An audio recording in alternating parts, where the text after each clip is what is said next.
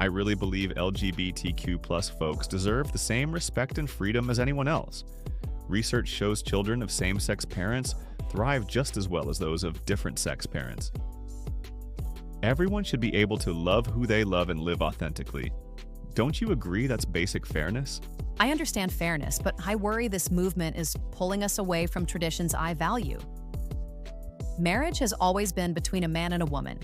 Studies on child development emphasize the benefits of complementary parental roles.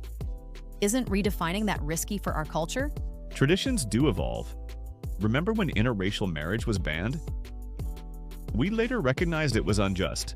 Same-sex couples simply want to marry and build families, and peer-reviewed research confirms it harms no one.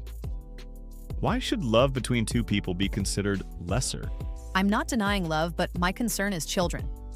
Research indicates that kids benefit from a mother's nurturing and a father's guidance in distinct ways.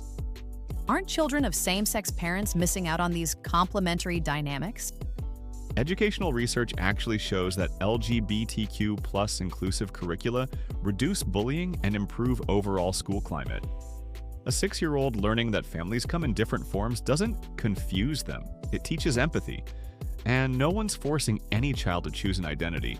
It's simply acknowledging reality. That concerns me too. I'm uneasy about schools teaching gender identity to young children.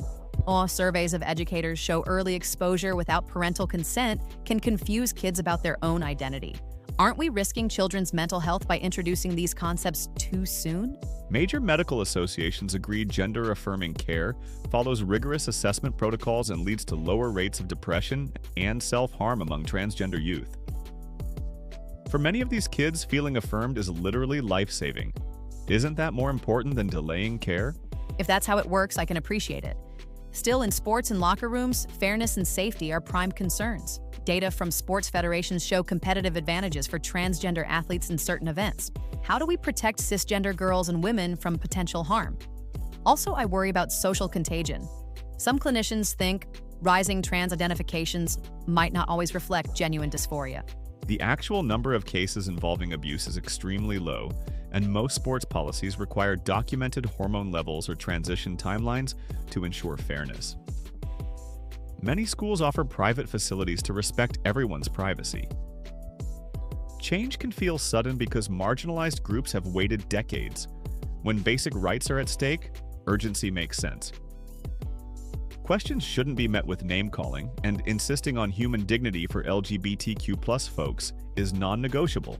I see why there's urgency, but I've watched legislators rush to pass bathroom bills and sports rules without broad public input. Polls show many parents feel blindsided. I still feel asking questions gets labeled bigotry, and many moderates are uncomfortable expressing nuanced concerns without backlash. I can live with protecting everyone from harm, but I remain concerned about rapid changes. I still see things very differently. And you? What do you think? Leave a comment and let's debate.